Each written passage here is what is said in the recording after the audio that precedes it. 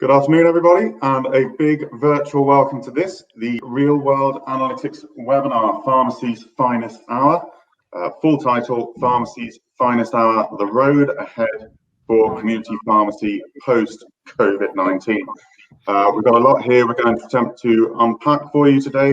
We're going to be talking about what's happened, but also how should pharmacies react as businesses, and what can be done to make sure that we're continuing to deliver strong and profitable pharmacy services. Thankfully, we've got a terrific panel of experts who are going to try and provide answers to our questions. So very quickly, let me introduce them to you. I'll start by introducing myself. My name is Paul Counter. I'm the Business Development Manager for Real World Analytics. I'll be hopefully steering the conversation and putting your questions to our panelists. So joining me today, I have Kevin Murphy.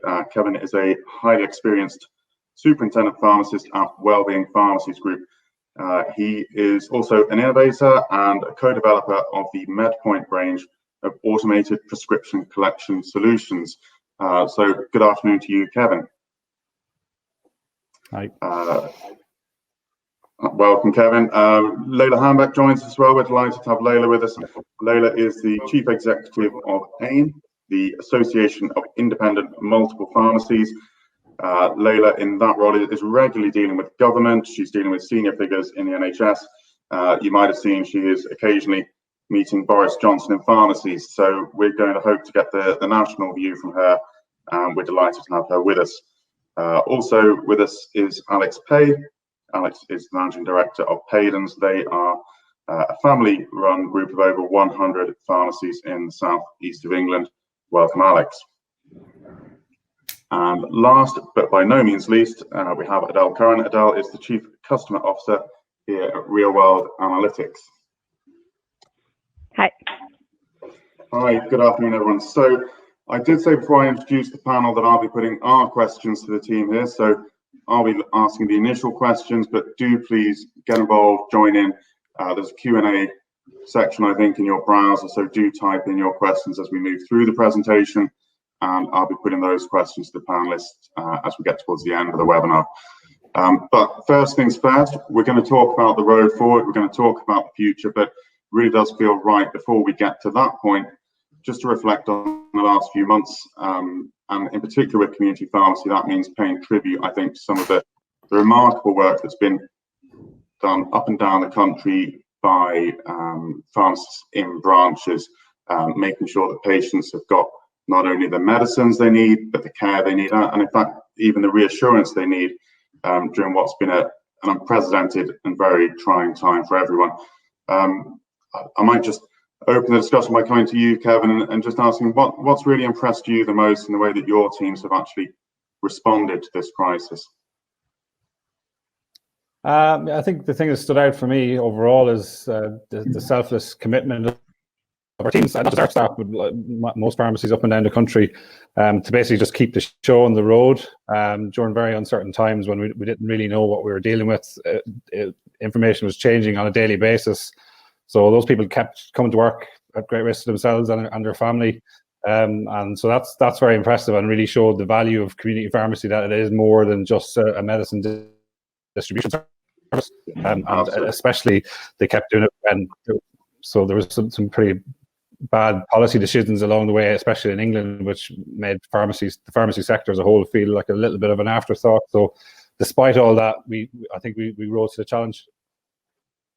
Yeah, fantastic. And Alex, I guess you'd have a view really almost across the entire southeast of England, but again, teams just responding in a fantastic manner. Yeah, I mean the same message as Kevin. Really, they really did just rise to the challenge.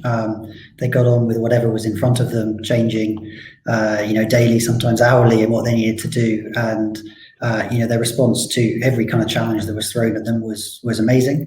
I think everybody realised fairly early on that the role that they had on the front line was kind of crucial to the nation's response to the pandemic, and that despite their challenges, the most important thing was to make sure that everybody got their medicines and advice as best we could.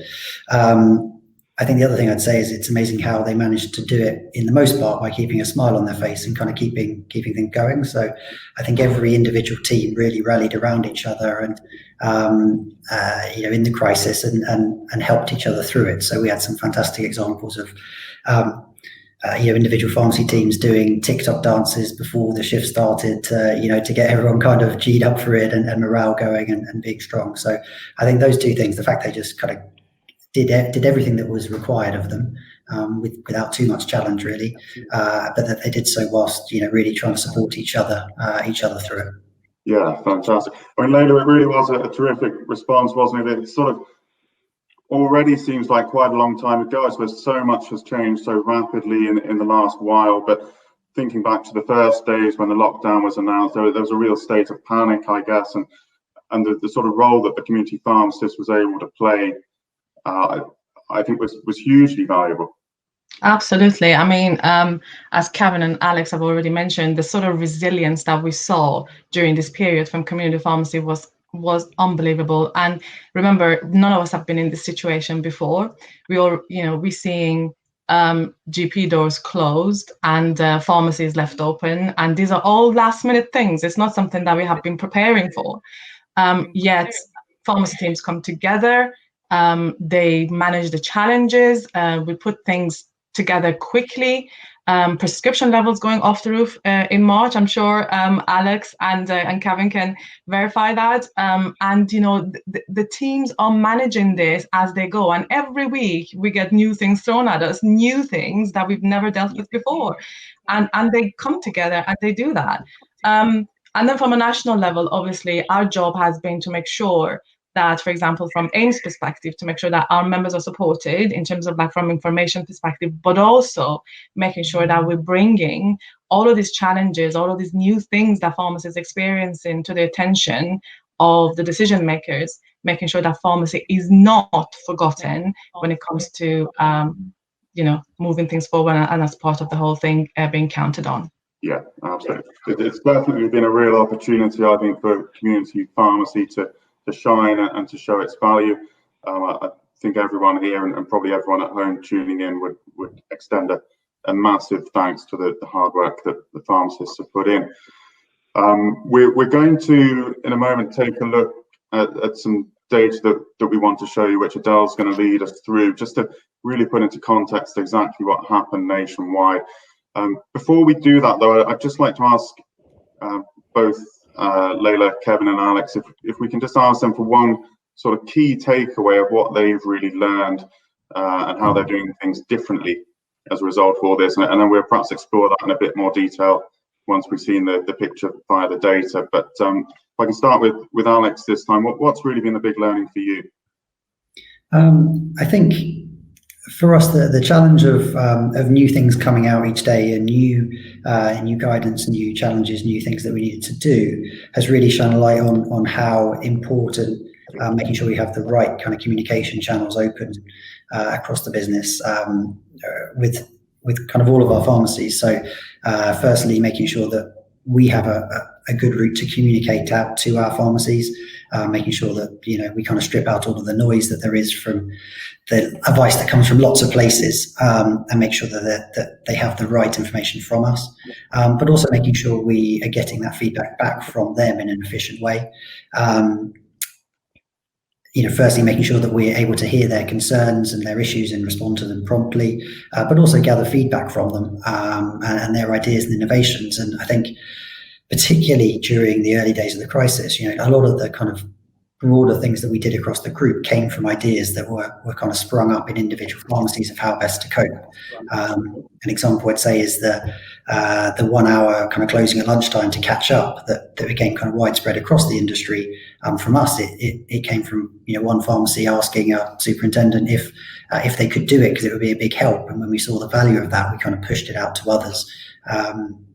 Ahead of necessarily the official guidance saying we could, because it was just what was needed to be done. So, and the third thing on the communication side is making sure that we're kind of fostering a culture across our groups and pharmacies, and making sure they don't feel like they're kind of siloed out on their own, but they're part of something broader. And I think we did quite well during the pandemic, but it highlighted that we don't have the right or good enough processes in place, and that's really something we need to work on to improve going forwards. Okay, well, that's fascinating. I mean, I expected we'd hear the view that communication out to the branches was critical, but really interesting to hear that feedback coming back from those branches can be a major source of innovation. Kevin, if I was asked to ask you the same question in terms of what your major learning been in the last 6 months, what would your answer be? I think for me, it's reinforced in my mind the direction of travel of pharmacy, and what we've learned is that we need to always prioritize the strategically important stuff over and above the day-to-day operations. The day-to-day operations are important. There's lots to do there, but we're not journey. We haven't putting off certain changes, and it's human nature to avoid change. But the learning is that basically we have to focus on making strategic changes. So things like using new technology, using new features, functionality in the PMR system, delivery apps, that kind of thing, as well as the automated collection that we've developed. It's all interlinked to making the business more efficient. So that's what we've learned, that we have to focus on that, because it won't happen unless we embrace the change, and it takes a lot of focus to actually do that. Rather than knowing that you need to change, you kind of put it off until you feel like you have to. The COVID has basically made us realize that we have to do this. In general, the pandemic has created a watershed moment, I think, in healthcare. The adoption of digital technology, in GP practices, has completely transformed, and how patients consume healthcare has completely changed. It's not going to go back to how it was. It may recede a bit. Yeah. So it's kind of like we've crossed a Rubicon from that point of view. Okay. If I just add to that, I think what we saw ago was so much change having to happen so quickly.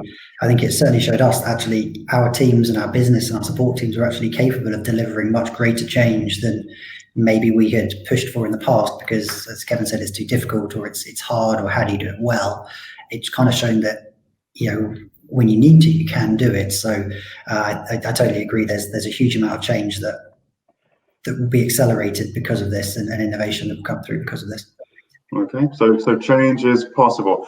I think that's one thing we noticed as well as a group when we're showing our business intelligence systems to potential customers, is all about sort of bridging that gap between seeing the value of it and seeing the value of it as something to do now, and as Kevin says, that kind of Rubicon moment where you realise it makes sense to just go for it, I suppose, and embrace the change. Now, Leila, you must be dealing with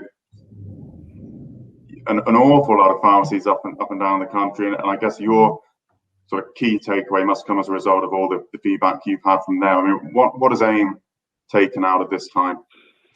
So we are very privileged in that we've got, an overview in terms of all the innovative stuff that our members put in place, and we can bring them together and look at, okay, how can we kind of make this, bring this to the attention of decision makers to make it as some sort of a permanent feature for pharmacy. So we embarked on putting together this restoration and recovery piece, which we shared with our members, in terms of looking at what features have been identified during this period that pharmacy has really excelled in, and showcased innovation, and showcased that we can manage this really well if this service was to be provided through community pharmacy moving forward. But also we have looked at what are the barriers, what is it that has actually, what are the things that have actually put barriers in front of community pharmacies to kind of push forward this change and making things happen.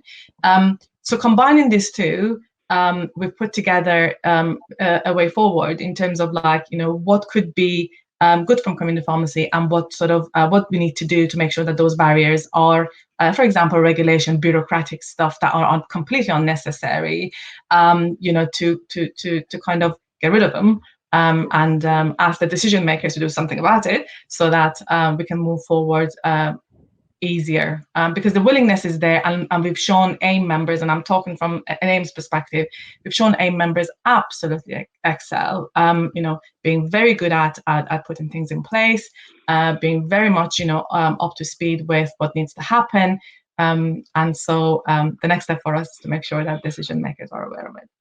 Excellent. Okay, thank you. And of course, it's not just been community pharmacy that has had to adapt during these last 6 months. I know that for ourselves here at Real World Analytics, we've all been working very hard behind the scenes, and Adele's team have been really trying to make sure we can assist with these changes in any way we can. Some of our viewers will already know we've put specific new functionality and modules around COVID-19 out for the market to make use of. Adele, how have we found it? I mean, we've been hearing from customers and we've been helping customers. So, yeah, I think yeah, we have noticed that you know, sometimes the day-to-day processes that were instilled in the pharmacies because of obviously the pandemic, a lot of the processes went a little bit out the window. So, you know, like being able to see clearly a visual picture of where your risk is on a day-to-day or a monthly basis, provided by any kind of data analytics system, allowed our guys especially to make sure that they didn't incur any losses in terms of, you know, they were so busy on the day-to-day processes in the pharmacy. A lot of the time the electronic claiming wasn't done, or the FP34Cs were late, or, you know, the owings weren't completed. So, you know, you could see a lot of challenges like that coming around, especially around March and April.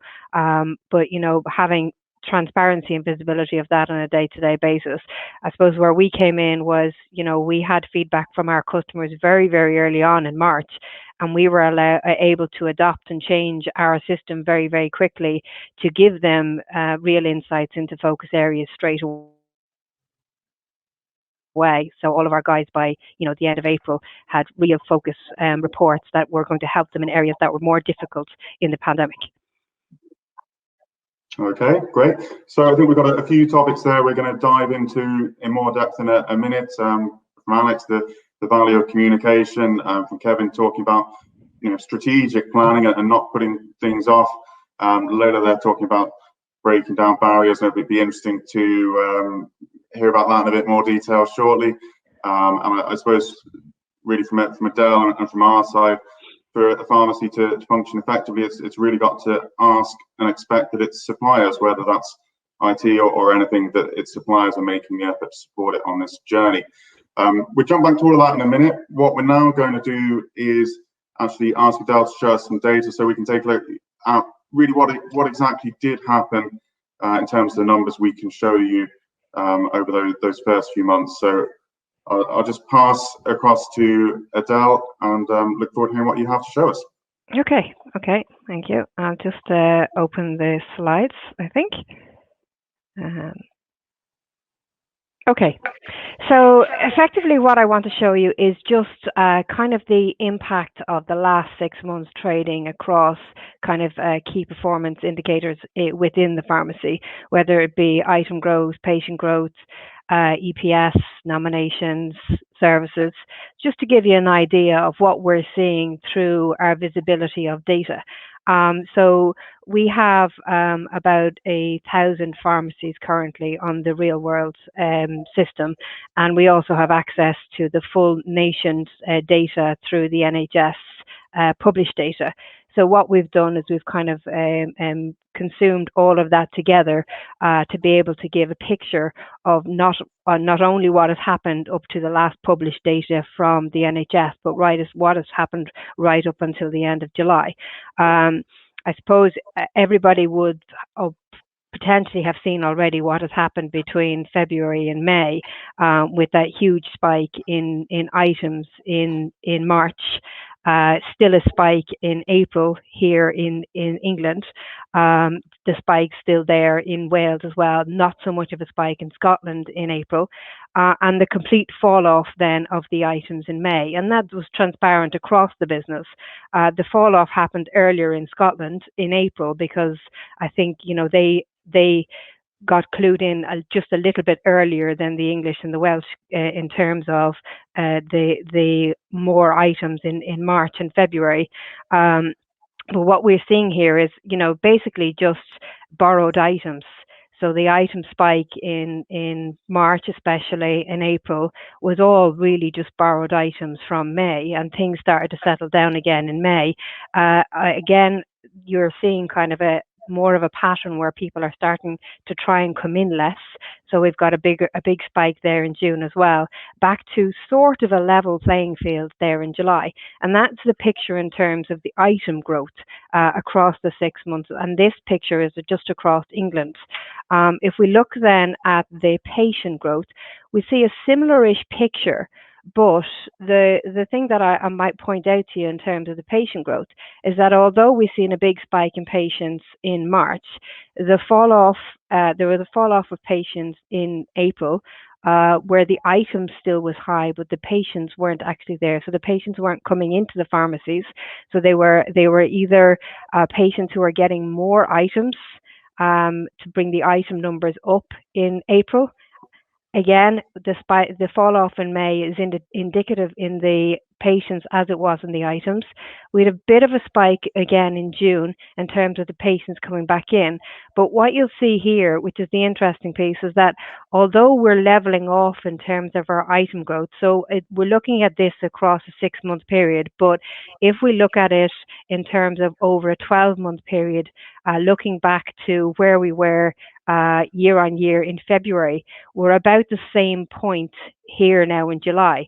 So we were slightly above flat in February before the pandemic hit, and we're slightly above flat here in July as well. The only thing that would, I think, kind of raises a little bit of concern is that the patient growth hasn't come back to the same level as the items. So that's a one that probably needs to be watched in the future in terms of, are people not going to the GPs? Or is there less patients actually coming into the pharmacies in terms of dispensing items? Are patients going mainly just into the pharmacy and getting over-the-counter medicines or PMEDs rather than actually going to the doctors? The challenge with the doctors not being able to get appointments is that pushing your items and your patients out.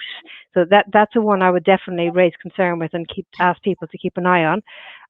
In terms of this is just a bit of a picture in terms, it looks like a lot of numbers, but if I give you just an insight, so if you look at the items growth in February, March, April, May, you can see that that's the same picture as what we'd seen in the first slide. In the second part of that, where the quantity growth we're looking at here is in terms of the number of tablets and capsules. So the swing in the amount of potentially period of treatments in the months around the pandemic.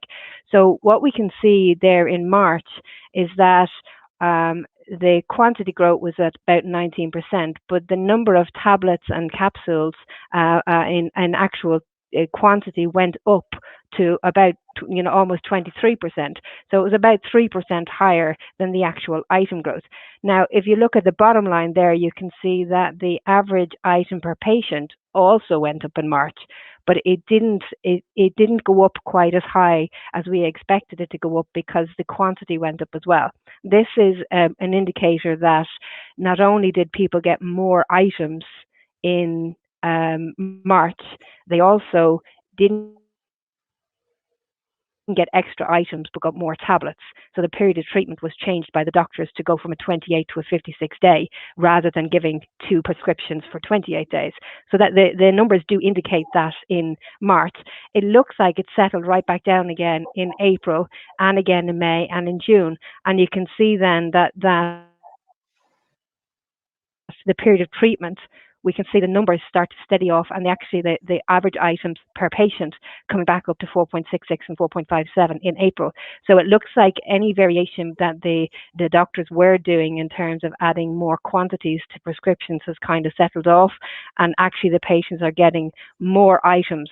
That then shows us that the item growth is purely down to the patients getting more items, but not to the patients themselves actually growing. This one then is just giving you an idea of what happened in terms of the nominations, in terms of electronic prescribing and the move to digital, as we can see. And I think Alex said that about earlier about, adopting very, very quickly to digital processes and changes, where, you know, historically before February, we would have seen very small growth. So you can see it in February, you can see it in March. That was the kind of growth that we were looking at in terms of nominations month on month. And the people, it was gradually climbing, but it wasn't climbing to any big extent. All of a sudden, in April, we had a huge spike in the number of nominated patients. So effectively, anybody who wasn't really engaged with the electronic prescribing process became hugely engaged with it overnight. And you can see that the consistency on that, this trend line here is month on month. So that's, you know, 3.7% up on April, 1.9% up on May. So this is a consistent level of growth in nominations across the industry. In terms of the EPS, the actual electronic prescriptions, you can see that has moved exactly the same way the nominations has, with you know, it was hovering at around about the 80% across the industry up to about February, and then you can see to July we're right up at 94% of our prescriptions coming in digitally into our pharmacies, which, you know, there's a good thing in line with that in terms of it allows us to manage our stock better. We know what stock is coming in, we know what prescriptions are coming in, and there's less people in the pharmacies. In terms then of our ERD, so ERD is electronic repeat dispensing. So, you know, ideally in the scenario that we're in now, having patients on 6-month prescriptions dropping down into your pharmacy electronically on a monthly basis is the way to go forward. That then allows you to control your workflow, allows you to control your ordering, and it also allows you to control your deliveries if you know the amount of prescriptions that are going to be in your pharmacy on a monthly basis. So although there's a lot of patients who actually get repeat medicines, and a lot of them actually aren't on an electronic repeat dispensing. So, you know, having conversations with doctors and surgeries in terms of moving more to electronic repeat, it would be very beneficial. You can see here that there was a substantial rise in electronic repeat in light of the pandemic as it is. The same kind of trend that we've seen with everything else digital across this last 6 months, the digital took over everywhere. So the other thing, they're just switching slightly from the patients and the nominations, is to have a small consideration about our services. So what we've seen across the industry in terms of services within the pharmacy, which was a big focus of the new pharmacy contract, was that we were going to move a lot towards more service-driven pharmacies rather than medicine driven and tablets, and so what we saw obviously was a big fall off in terms of services, because obviously we weren't able to do them. The reason why I was just showing this NMS trend, the orange line there you can see at the top is the RWA customer groups, and the bottom line there is the rest of the industry. Now, previous to the pandemic, our customers had a higher rate of NMS anyway, but you can see that the drop-off wasn't as significant for our customers, that there was still NMS being claimed even within March, April and May, especially March and April, basically because when the pandemic happened, there was a huge rush towards making sure we were able to handle the items and get the patients serviced and get them looked after and get their medicines out to them, that all the NMS that had been started in the beginning of March or February were left, and an awful lot of them expired. So what I was saying is that, you know, with the visibility of these issues, there was the ability to be able to complete the NMSs because they were able to be done over the phone and get back into a routine quite quickly in terms of new available NMSs to do from May. So you can see the RWA customers have all moved back towards doing more NMS, and the industry is a little bit behind. Obviously, we don't have June and July data for the industry, but it's indicating that there's still a lot of NMS to even be restarted again. That is pretty much me, Paul. I've kind of lost Paul there, I think.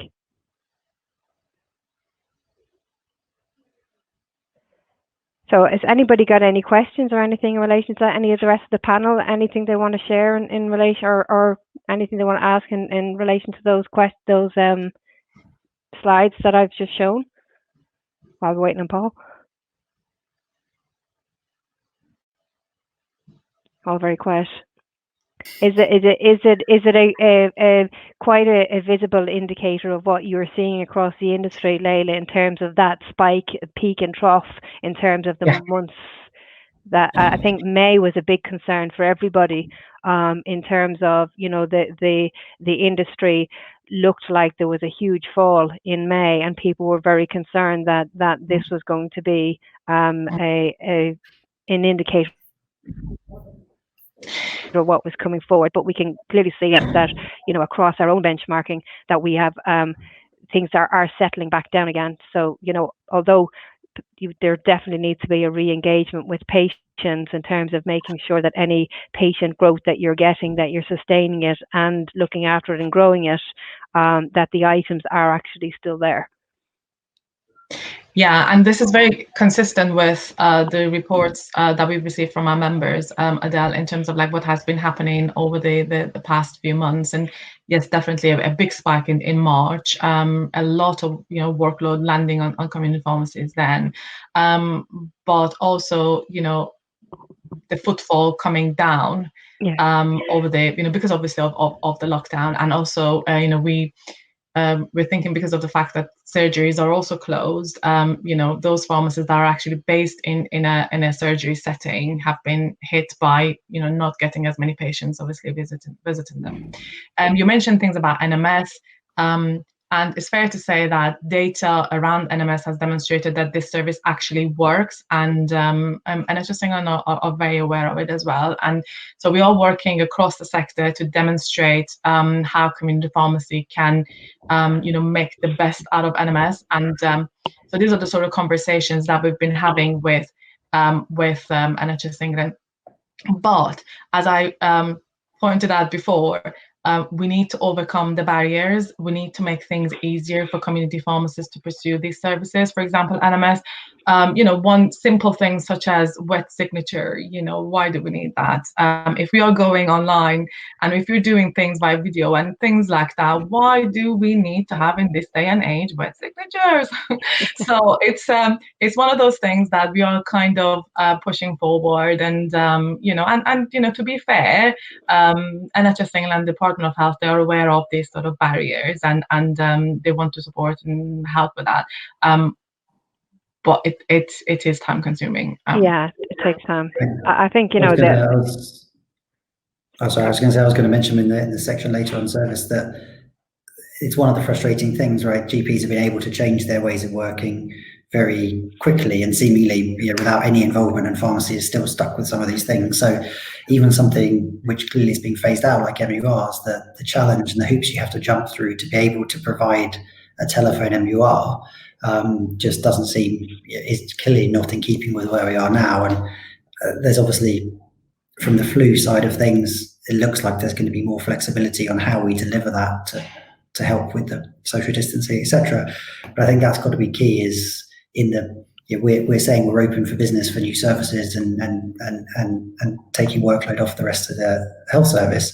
They've got to be designed in a way that kind of allows more of that remote working, particularly for us as a group, the ability to take some of that strain off branches and do parts of it centrally is kind of key, whereas so much of it is locked down and saying, well, you have to be done by the pharmacist in the pharmacy at the time, in person, with a wet signature. All these different things we need a bit of breaking down with the service design, really. Okay. Very good.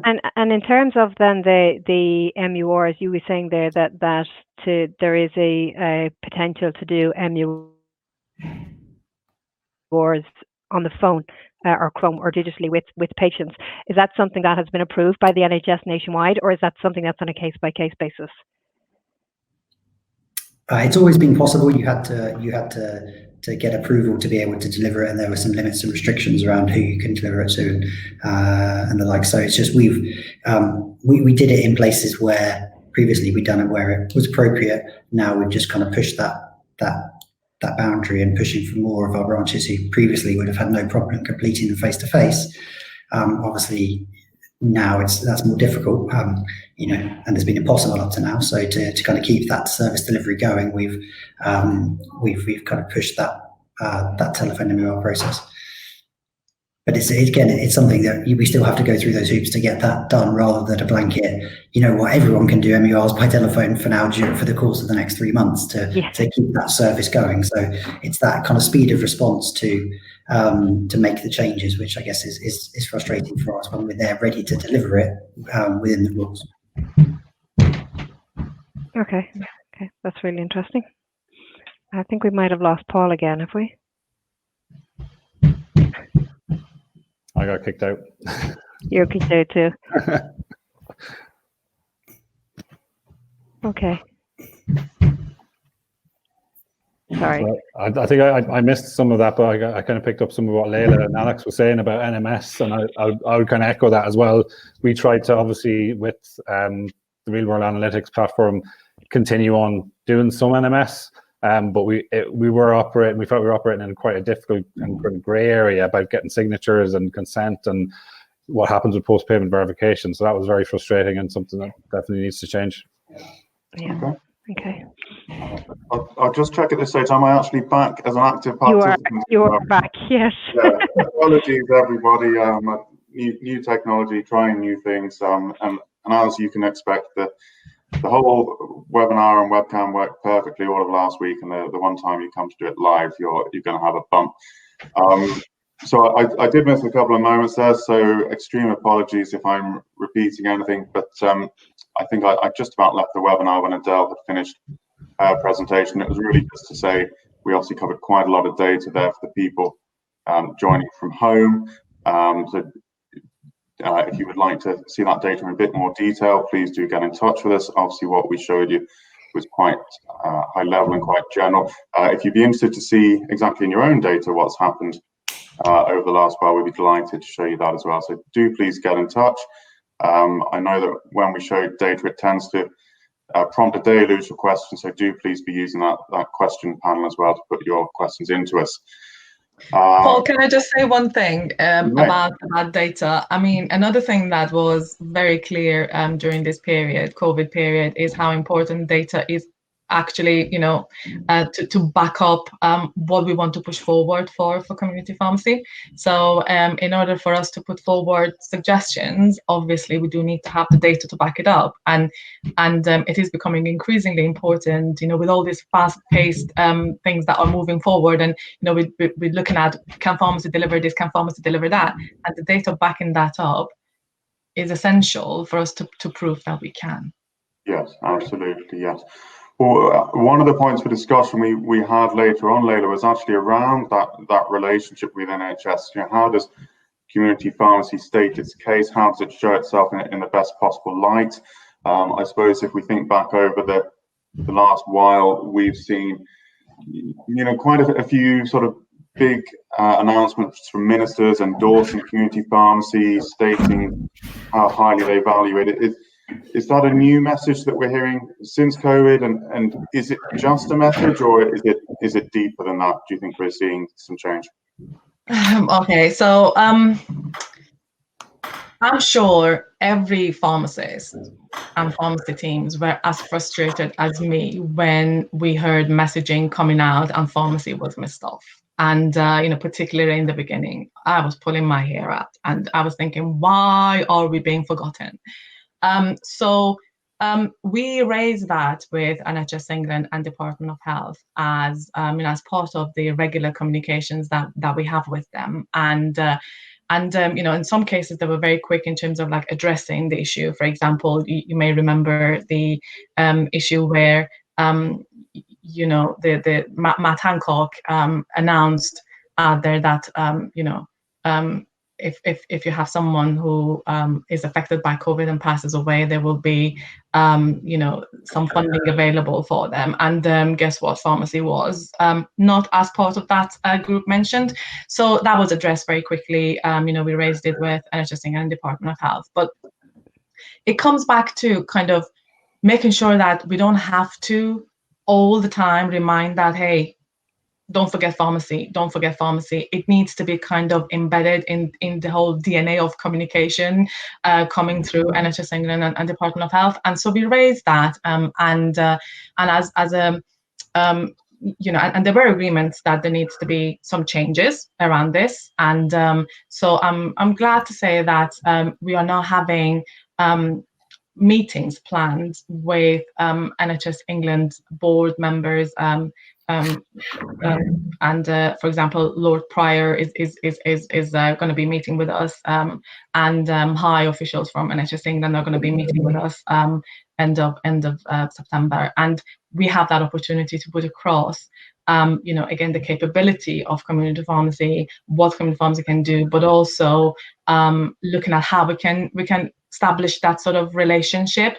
When it's just England, you will have also seen that we launched a campaign, AIM launched a campaign to get the patient support for community pharmacy teams during this period. And this campaign was very effective, and the royal family picked that up and tweeted it around and thanking community pharmacists. So it's kind of working at all angles to make sure that the profile of community pharmacy is raised with NHS England, with the department, with politicians. And, you know, that's one of the reasons we've been engaging with, for example, with Boris Johnson, bringing him into pharmacy and telling him what's going on.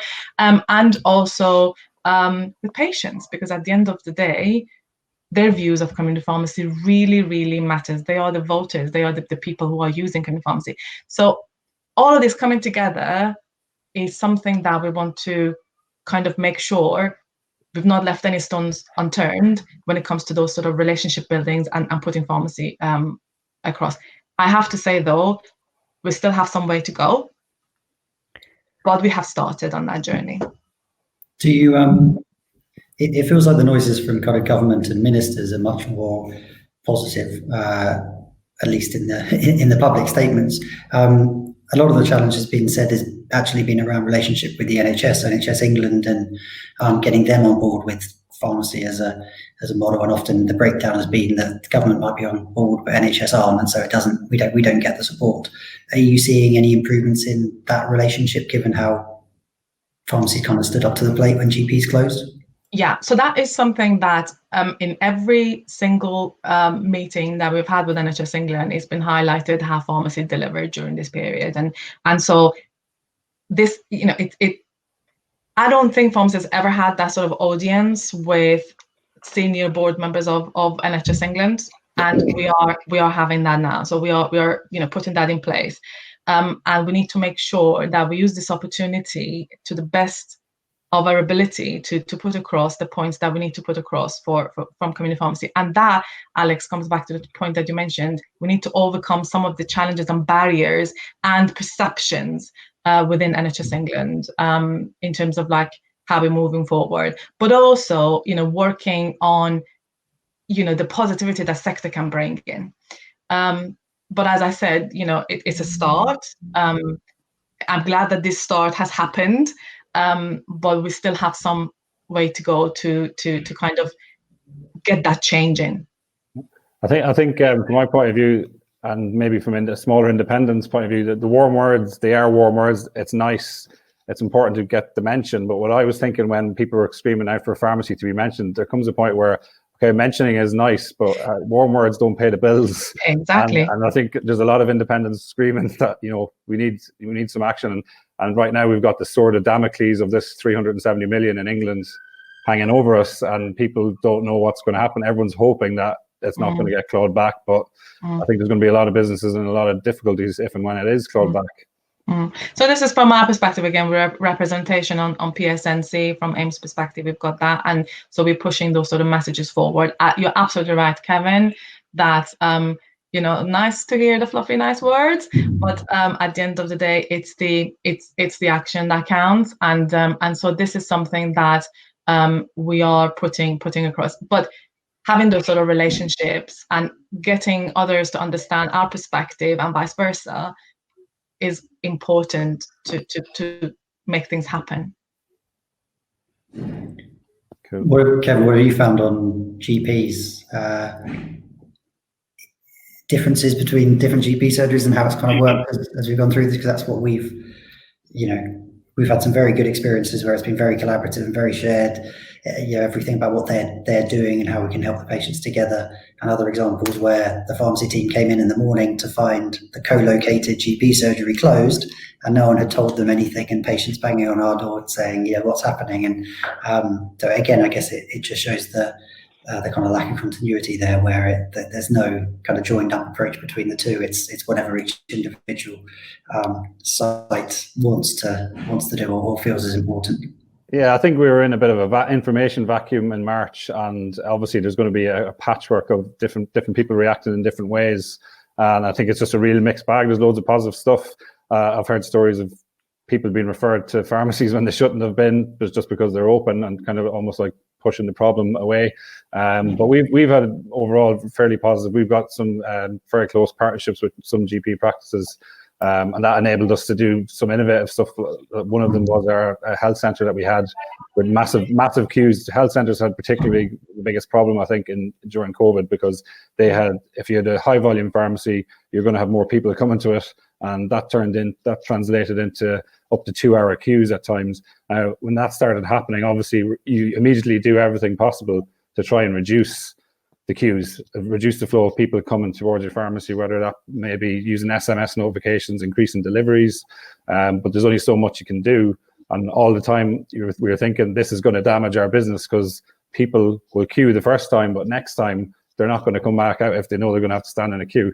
And also there's an element of community pharmacy kind of got away with it because of the weather was good, and that's not going to be the case in the next couple of months, especially in Scotland where I'm sitting. So all the while I'm thinking long term, this isn't going to wait 18 months. We're going to have to do something drastically different here to avoid the queues. And just touching on the nomination, the data side of things as well. The nominations, they were going up because everyone was being nominated. But what I think it was doing, and what I felt it was masking the underlying picture of what the valuable patients are doing. There's just people getting acute prescriptions, and it's your nominations. Our nominations look good, even in our health centre ones. But the item data and what's happened in the subsequent months have shown that there's a big move towards online pharmacies. They're getting a much bigger proportion of the market share of certain surgeries. So the data can kind of mask things sometimes, I think. Yeah, particularly at a whole level. I mean, we across our pharmacies, the averages, they're probably a little bit softer than what Adele's number showed across the board. But within our group of pharmacies, you've got massive variations in item volume, particularly in retail trade. We've got pharmacies that are still kind of trading 30-40% up a month on retail trade, particularly if you're in a relatively populated but isolated village or town where you're one of the only retail elements open, and there's not a supermarket nearby, to others where they're running at 65-70% down on retail trade because they're in a health centre and they haven't been able to fully open yet, etc. So the data on the whole national level really hides the fact that some pharmacies, through no fault, are suffering much worse than others. We see that in our group, but clearly across the country, and from an independent perspective,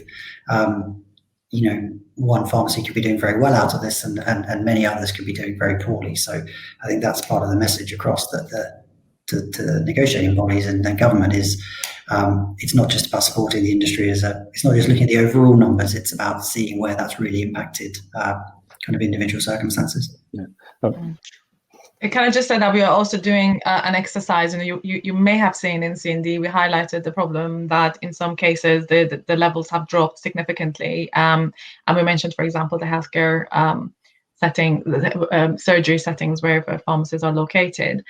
So we're doing an exercise in terms of looking at, analyzing some data from AIM's perspective from our members to make sure that, we put forward some suggestions, and also liaising with PSNC on how we can how we can advise our members in terms of moving forward with this, and what is going to happen as we continue with COVID, what sort of impact it's going to have on those pharmacies who are seeing a drop in the level of their walk-ins and prescriptions.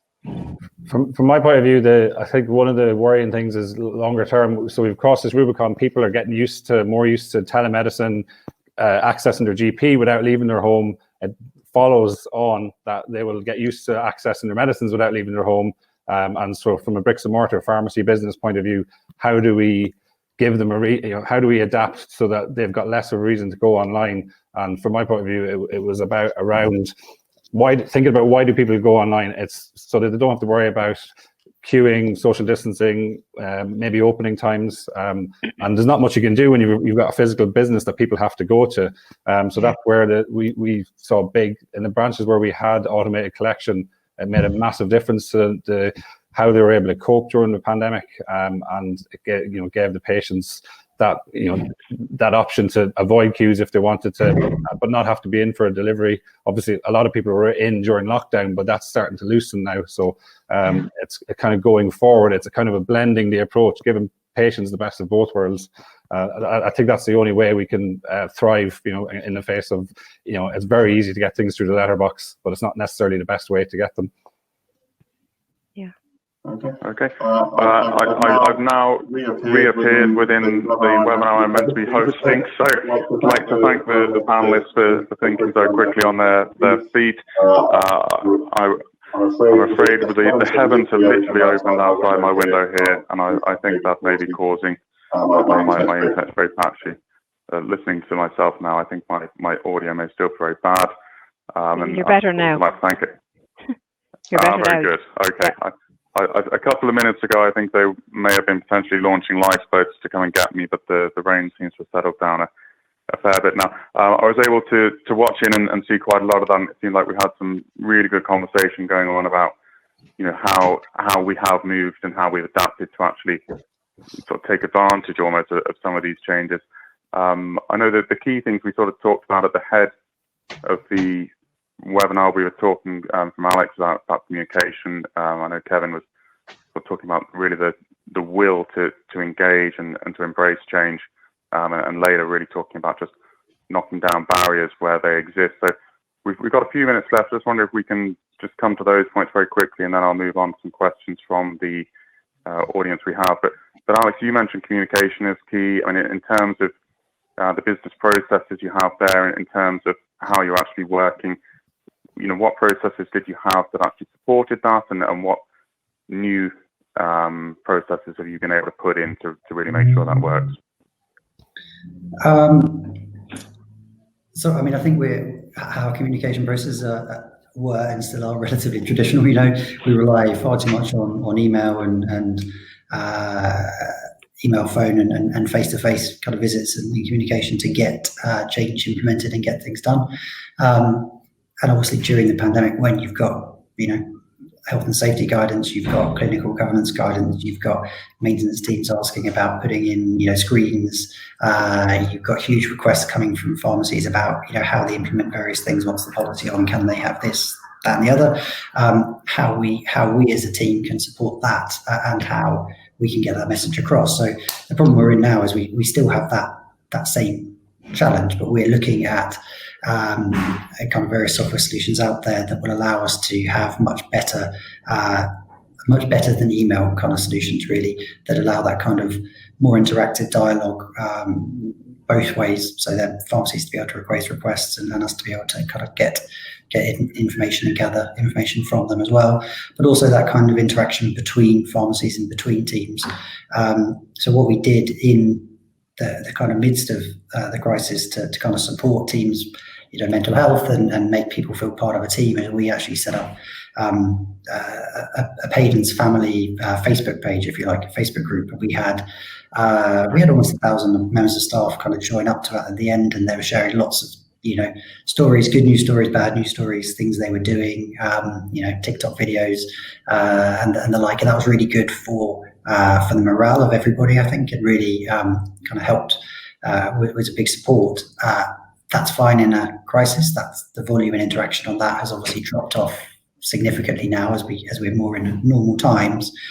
But I think as an organisation, we need to do more and look at solutions that allow that to be kind of maintained and allow that interaction to continue, because I think that's how we'll get the best out of our our network is people being able to share best practice and ideas. And it's not always, or it's always isn't just, okay, head office says we have the best ideas. That the teams on the ground often have solutions to individual other teams' challenges. So for us, that's what we're looking at is can we put solutions in place that really facilitate that more effectively? And it ties very much into Kevin's point about innovation. This has been a challenge for us, for a long time, really, and everyone else as well.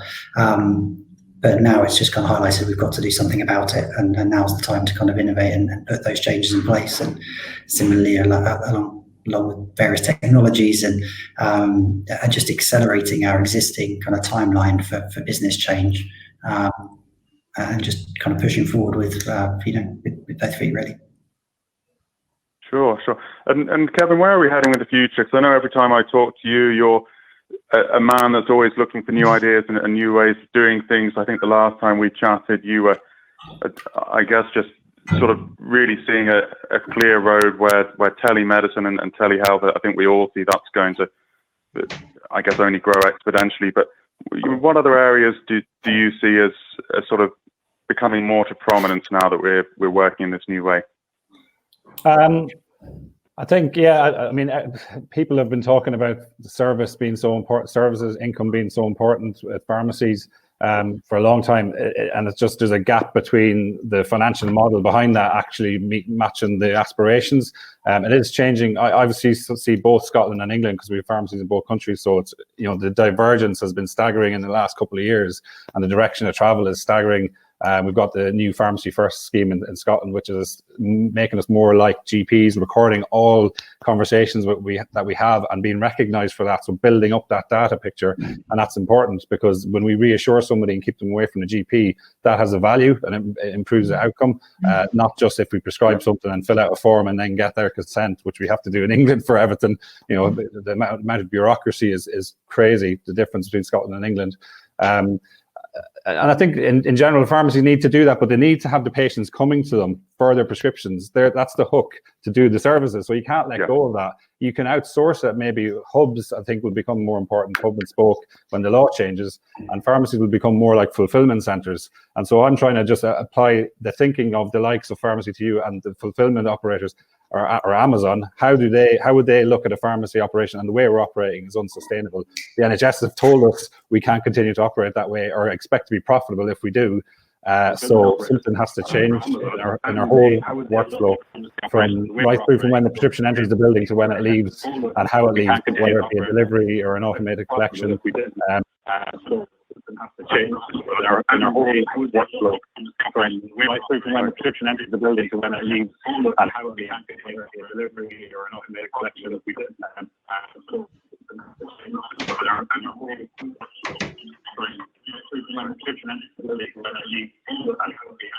I think we have a bit of a loop going on there.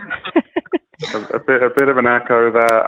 So apologies for that. I myself am experiencing the pain of struggling with the internet connection. So I got most of Kevin's answer then. I hope you at home did too.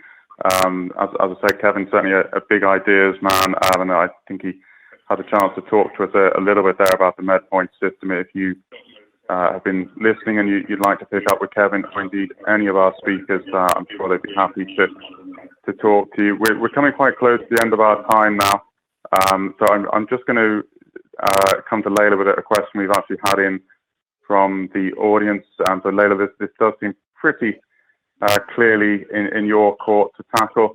So a question from Tatinder Singh, and the question is, pharmacy has an image problem and people perceive it as unimportant.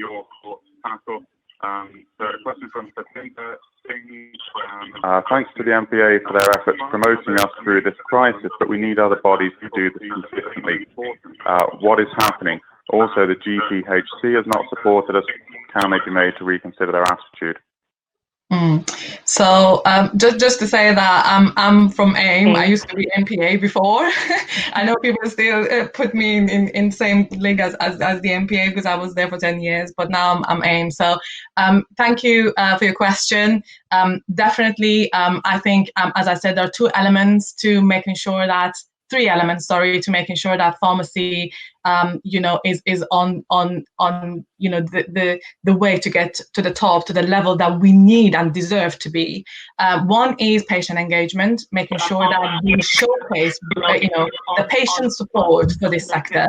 And we did that in April, and we saw the thousands of patients holding these cards up, demonstrating support for their local pharmacies.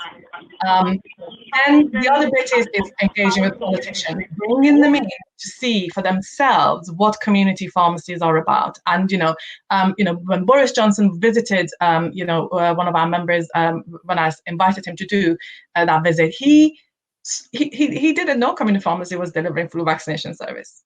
We educated, the politicians on that front, right, in terms of like what it takes. And the third bit is our relationship with NHS England, and again, working on those perceptions, starting those dialogues, and moving forward with that. And both to Kevin's and Alex's point, our members are bringing innovation in, and our job is to make sure that we pave the way for that innovation to come in by lobbying to make sure that all the barriers are to one side so that our members can move forward, pharmacy can move forward to the level that we need to be. So I hope that answered your question. But yeah, there was an echo. If it didn't answer your question, it's Paul's fault. There was an echo. I didn't hear it properly. Well, thank you for that, Leila. That certainly seemed to tackle a few of the key elements there of the question.